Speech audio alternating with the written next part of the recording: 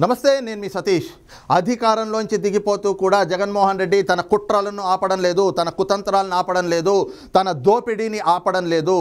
ఏదైతే ఎన్నికలకి ముందర అంటే ఎన్నికల పోలింగ్కి ముందర వరకు కూడా జగన్మోహన్ రెడ్డి సిద్ధం సభల్లో కానీ, మేమంతా సిద్ధం సభల్లో కానీ ఆయన చేసుకున్న ప్రచారం కానీ, అలాగే ఏదైతే ఆయన ఏడ్చిన ఏడుపులు కూడా ఒక్కసారి చూస్తే, నేను 125 సార్లు బటన్ నొక్కాను, మీరు నా కోసం 2 సార్లు బటన్ నొక్కండి, నేను 2,77,000 కోట్ల రూపాయలు బటన్ నొక్కి ప్రజల ఖాతాల్లోకి, పేద ప్రజల ఖాతాల్లోకి వేశాను, కాబట్టి మీరు నాకు అండగా నిలవండి అని చెప్పి పెద్ద ఎత్తున సిద్ధం సభలు, అవి కూడా ప్రజల డబ్బుతోటే పెట్టుకున్నాడు.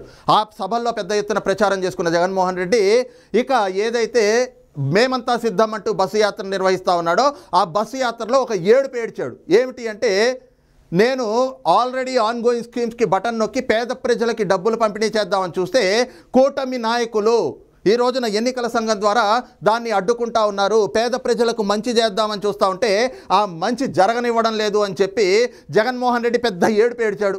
ఆ వైసీపీ నాయకులంతా కూడా ఇవే ఏడుపు రాగాన్ని అందుకుని పెద్ద ఎత్తున ప్రచారం చేసుకున్నారు. కానీ అసలు ఆ అంశాన్ని ఆపింది ఎవరు? నిజంగా కూటమి సభ్యులు ఆపారా, కూటమి నాయకులు ఆపారా అంటే కాదు, కేంద్ర ఎన్నికల సంఘం ఆపింది. అసలు జగన్మోహన్ రెడ్డి ఏం చెప్పాడు, ఆయన ఏడుపు ఏమిటి అనేటువంటిది కూడా ఒక్కసారి ఆయన వీడియో చూద్దాం. నిజంగా ఎన్నికలన్నీ కూడా బాగా జరుగుతాయి అన్న నమ్మకం రోజు రోజుకు కూడా సన్నగిల్లుతా ఉంది. కారణం ఏమిటి అంటే, ఆన్గోయింగ్ పథకాలకు సంబంధించిన, ఆన్గోయింగ్ స్కీమ్స్కి సంబంధించిన బటన్లు నొక్కిన సందర్భాలలో కూడా డబ్బులు కావాలని అక్కచెల్లెమ్మలకు పోకుండా ఆపుతా ఉన్నారు.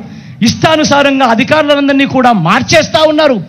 రావాల్సిన మంచి ఏది కూడా ప్రజలకు జరగకుండా చేస్తూ ఉన్నారు. ఇన్ని కుట్రలు పన్నుతా ఉన్నారు. కేవలం ఎందుకో, కేవలం మంచి బీదలకు, పేదలకు మంచి చేసే మీ జగన్ ఒక్కడు ఉండకుండా చేసేందుకు ఇన్ని కుట్రలు చేస్తూ ఉన్నారు. చూసాం కదా ఆ వీడియో. ఏం చెప్తా ఉన్నాడు?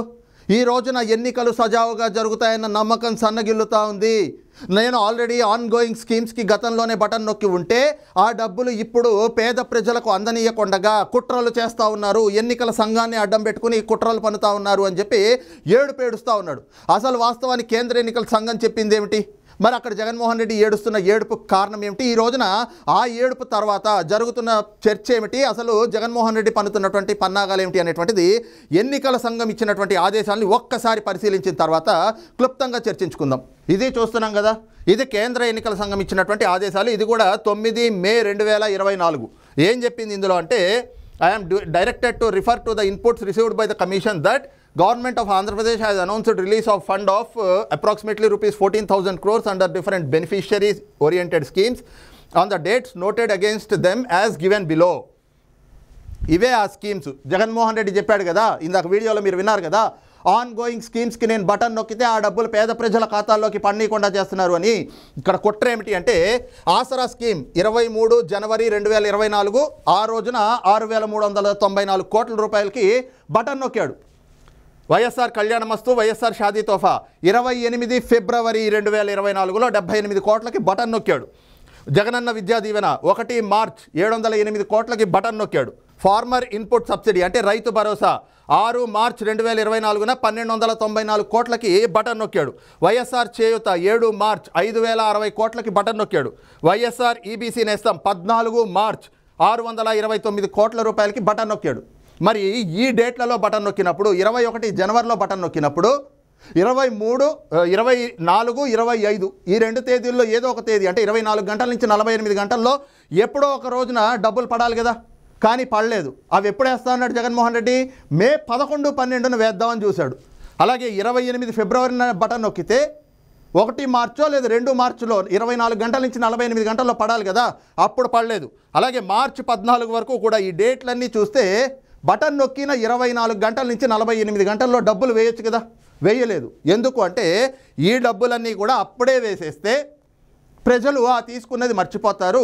అదే ఎన్నికలకి 1 రోజు 2 రోజుల ముందు గనక ప్రజల అకౌంట్లకు డబ్బులు వేస్తే, ఇదిగో సంక్షేమ పథకాల పేరుతోటి మనకు డబ్బులు వేశాడు అంటే ఓట్లని కొనుగోలు చేయొచ్చు. ఆ ఓట్ల కొనుగోలు కూడా ఎట్లా? తన జేబులో డబ్బులతో కొనట్లేదు జగన్మోహన్ రెడ్డి. మళ్ళీ ప్రజలు ఏదైతే పన్నుల రూపంలో డబ్బులు కడతా ఉన్నారో వాటిని సంక్షేమ పథకాల పేరుతోటి ప్రజల ఖాతాల్లోకి వేసి ఓట్లు కొనుగోలు చేయడానికి ఈ రకంగా కుట్ర పన్నాడు. అందుకే జనవరిలో బటన్ నొక్కితే మే దాకా 5 నెలల పాటు డబ్బులు వేయకుండా నేను పేదల పక్షపాతిని, నేను పేద ప్రజలకు మంచి చేద్దామని చూస్తే కూటమి నాయకులు అడ్డుకుంటున్నారు. ఈ ఏడుపులన్నీ ఏడుస్తూ ఉన్నాడు. కానీ నిజాలు ఏమిటో కేంద్ర ఎన్నికల సంఘం బయటపెట్టింది కదా. అలాగే చూస్తే దీంతో పాటు కేంద్ర ఎన్నికల సంఘం కూడా ఏం చెప్పిందంటే, it is clear from the dates provided that these announcements of funds transfers under 6 schemes were in public function by pressing of the button much prior to MCC was imposed on 16th March 2024. అంటే ఏదైతే మీరు ఈ button నొక్కుడు కార్యక్రమాలన్నీ ఉన్నాయో ఇవన్నీ కూడా March 16వ తారీఖున ఎన్నికల కోడ్ అమల్లోకి వచ్చింది. ఎన్నికల కోడ్ అమల్లోకి రావడానికంటే ముందు మార్చి 14వ తారీఖు వరకు మీరు నొక్కున్నారు అని చెప్పి చెప్తూనే, ideally under DBT scheme the funds gets transferred to the beneficiaries in 24 or at most in 48 hours. అంతే కదా, ఇందాక మనం అనుకున్నట్టుగా బటన్ నొక్కితే 24 గంటల నుంచి 48 గంటల్లో పడాలి, కానీ మీరు వెయ్యలేదు. అవన్నీ కూడా ఏదైతే ఎన్నికల కోడ్ రావడానికంటే ముందే మీరు బటన్ నొక్కున్నారు కాబట్టి 24 గంటల నుంచి 48 గంటల్లో వేయాలి. కానీ అది వేయకుండా కోడ్ అమల్లోకి వచ్చాక మీరు డబ్బులు వేయటం అనేటువంటిది సరికాదు. మార్చి 16వ తారీఖున కోడ్ అమల్లోకి వచ్చింది. According to various input the government of Andhra Pradesh is contemplating to disperse assistance to the beneficiaries by transferring funds to bank on 11th 12th May, which is very close date of poll in Andhra Pradesh, that is 13th May 2024, and may overlap with silence period under section 126 of the Representation of the People Act 1951. అంటే ఏదైతే మార్చి 14కి ముందు ఎన్నికల code అమల్లోకి రాకముందే button నొక్కి మీరు మే 11, 12 తారీఖుల్లో డబ్బులు వేస్తామంటున్నారు.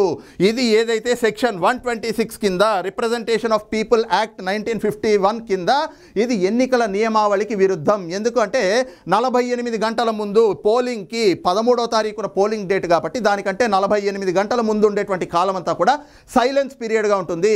మరి సైలెన్స్ పీరియడ్లో డబ్బులు వేయడం అంటే అది ఎన్నికల నిబంధనలను ఉల్లంఘించడం అవుతుంది. కాబట్టి మీరు ఆ తారీఖున డబ్బులు వేయడానికి 11, 12 తారీఖుల్లో డబ్బులు వేయడానికి వీల్లేదు అని చెప్పి కేంద్ర ఎన్నికల సంఘం చాలా స్పష్టంగా చెప్పింది. ఇక్కడ ఇది చెప్తే జగన్మోహన్ రెడ్డి దాన్ని ఏం చెప్పాడు ప్రజలందరికీ కూడా, ఇదిగో ఈ కూటమి నాయకులంతా కూడా మీకు మంచి చేస్తూ ఉంటే, మీకు సంక్షేమ పథకాలు అందిస్తూ ఉంటే అడ్డుకుంటున్నారు అని చెప్పాడు. కానీ కేంద్ర ఎన్నికల సంఘం ఆ ఆదేశాలతోటే చాలా స్పష్టంగా చెప్పింది, 13వ తారీఖు వరకు మీరు పంపిణీ చెయ్యొద్దు, కానీ 14వ తారీఖు పొద్దున్న లేస్తూనే ఈ 6 స్కీములకి సంబంధించినటువంటి డబ్బులు ఏవైతే ఉన్నాయో 14వ తారీఖు పొద్దున్న నుంచి చేసుకోండి, మేమేం కాదనం. పోలింగ్ అయిపోయింది కదా, ఇంకా పోలింగ్ అయిపోయాక సంబంధం లేదు కదా, మీరు ఎంచగ్గా 14వ తారీఖు నుంచి పంపిణీ చేసుకోండి అంటే ఇవాళ 14వ తారీఖు వచ్చింది కదా, మరి ఒక్కళ్ళ ఖాతాలో అయినా డబ్బులు పడ్డాయా? దీంతో అర్థమవుతోంది కదా జగన్మోహన్ రెడ్డి ఎన్నికల ముందు చేసుకున్న ప్రచారం అంతా కూడా బోగస్ ప్రచారం. నేను పేదల పక్షపాతిని, పేదలకిను పెత్తందారులకి మధ్యన ఈరోజు యుద్ధం, నేను పేదల రక్షకుణ్ణి అని చెప్పి అంత చెప్పుకున్నాడు కదా, ఇవన్నీ కూడా బోగస్ ప్రచారం చేసుకున్నాడు జగన్మోహన్ రెడ్డి. మరి అదే సమయంలో ఈ 14,000 కోట్ల రూపాయలు ఏవైతే ఉన్నాయో వాటన్నిటినీ కూడా కొట్టేయడానికి, దారి మళ్లించడానికి జగన్మోహన్ రెడ్డి మరొక కుట్రను చేశాడు. అందుకే అదే ఇందాక మనం చెప్పుకున్నాం, అధికారంలోంచి దిగిపోతున్నా కూడా తన దోపిడీని ఆపడం లేదు జగన్మోహన్ రెడ్డి. 5 ఏళ్లగా రాష్ట్రాన్ని 14 లక్షల కోట్ల రూపాయల అప్పుల్లోకి తీసుకెళ్ళిపోయాడు. అందులో ప్రజలకు పంచింది ఎంత? 2,70,000 కోట్ల రూపాయలే. మరి మిగతా డబ్బంతా ఏమైంది అంటే తాడేపల్లి ప్యాలెస్ నుంచి కంటైనర్లలో బయటకు పోయింది. దోపిడీ చేస్తాడు జగన్మోహన్ రెడ్డి. ఈ రోజున ఆఖరికి దిగిపోతూ కూడా 14,000 కోట్ల రూపాయలు దోపిడీ చేయడానికి ఈ రోజున తాడేపల్లి క్యాంపు కార్యాలయంలో సిఎస్ జవహర్ రెడ్డి, అలాగే ఆర్థిక శాఖ కార్యదర్శి రావత్, అలాగే ఆర్థిక శాఖలో ఉన్నటువంటి కీలక అధికారి సత్యనారాయణలతోటి కీలక సమావేశం నిర్వహించుకున్నాడు. ఇది కూడా నిబంధనలకు విరుద్ధం. ఏదైతే నియామకాల ఉందో దానికి విరుద్ధం. ఎందుకంటే ఈ రోజున జగన్మోహన్ రెడ్డి పోలింగ్ అయిపోయింది, కేవలం ఆపద్ధర్మ ముఖ్యమంత్రి మాత్రమే. ఈ రోజున ప్రభుత్వానికి సంబంధించినటువంటి పూర్తి పవర్స్ ఎవరి దగ్గర ఉంటాయి అంటే సిఎస్ జవహర్ రెడ్డి దగ్గర ఉంటాయి. ఆ జవహర్ రెడ్డి ఇప్పటికీ కూడా జగన్మోహన్ రెడ్డి బూట్లు నాకుతున్నట్టే వ్యవహరిస్తూ ఉన్నాడు. ఈ రోజున పోలింగ్ కూడా అయిపోయింది. నిన్న జరిగిన ఎన్నికల పోలింగ్ ప్రక్రియ మనకు చెప్తా ఉంది. జగన్మోహన్ రెడ్డి గద్దె దిగిపోతున్నాడు. నిన్న పోలింగ్ సరళిని చూసినా, పోలింగ్ జరిగినటువంటి ప్రక్రియను చూసినా జగన్మోహన్ రెడ్డికి మళ్ళీ అధికారంలోకి వచ్చేటువంటి ఛాన్స్ లేదు. ఇది క్లియర్ కట్గా అర్థమైపోయింది. ఈ రోజున వైసీపీ నాయకులు కానీ, సజ్జల రామకృష్ణారెడ్డి కానీ, అంబటి రాంబాబు కానీ, అనిల్ కుమార్ యాదవ్ కానీ వీళ్ళు పొద్దున్న నుంచి మీడియాలోకి వచ్చి ఏడుస్తున్నారు. నిన్నటి నుంచి చూస్తే, నిన్న సాయంత్రం నుంచి వీళ్ళంతా కూడా మీడియా ముందుకు వచ్చి ఆ ఏడుస్తున్నటువంటి తీరు చూస్తే అధికారాన్ని కోల్పోతున్నామన్నటువంటి ఆ అసహనం వాళ్ళలో చాలా స్పష్టంగా కనిపిస్తూ ఉంది. ఈ క్రమంలో జగన్మోహన్ రెడ్డి అధికారులని తన ఇంటికి, తన క్యాంపు కార్యాలయానికి పిలిపించుకుని ఈ రోజున మీటింగ్ పెట్టి ఈ 14,000 కోట్లు ఏవైతే ఉన్నాయో అవి తమ సొంత కాంట్రాక్టర్లకి, ఏదైతే ఎన్నికలకి ముందు అసలు ఈ బటన్ నొక్కుడు కార్యక్రమాల టైంలో కూడా అవి పేద ప్రజలకు ట్రాన్స్ఫర్ చేయకుండా 15 రోజుల్లో 8,000 కోట్ల రూపాయలు ఏ విధంగా అయితే తమ కాంట్రాక్టర్లకు కట్టబెట్టాడో, ఇప్పుడు అధికారం దిగిపోతూ ఈ 14,000 కోట్లని కూడా తమ సొంత కాంట్రాక్టర్లకి, తమ బినామీలకి కట్టబెట్టడానికి జగన్మోహన్ రెడ్డి కుట్ర పన్నుతా ఉన్నాడు. వాటికి జవహర్ రెడ్డి, అలాగే ఏదైతే ఫైనాన్స్ సెక్రటరీ రావత్, అలాగే ఫైనాన్స్ డిపార్ట్మెంట్లో పనిచేస్తున్నటువంటి కీలక అధికారి సత్యనారాయణ, వీళ్ళ ముగ్గురు కూడా సహకరిస్తూ ఉన్నారు. ఇది కేంద్ర ఎన్నికల సంఘం ఖచ్చితంగా దీనిపైన దృష్టి సారించాలి, ఇలాంటి కుట్రల్ని అడ్డుకోవాలి. అదే సమయంలో అధికారుల పైన, జవహర్ రెడ్డి పైన, అలాగే రావత్ పైన, సత్యనారాయణ పైన కూడా వెంటనే చర్యలు కూడా తీసుకోవాలన్నటువంటి డిమాండ్లు కూడా వస్తూ ఉన్నాయి. ఇక మరి ఈ అంశం పైన కేంద్ర ఎన్నికల సంఘం ఏ విధమైనటువంటి చర్యలు తీసుకుంటుంది అనేటువంటిది కూడా చాలా ఆసక్తిని కనబరుస్తూ ఉంది. మరి ఈ అంశం పైన మీ అభిప్రాయం ఏమిటనేటువంటిది కూడా కింద కామెంట్ సెక్షన్లో మెన్షన్ చేయండి. Thank you.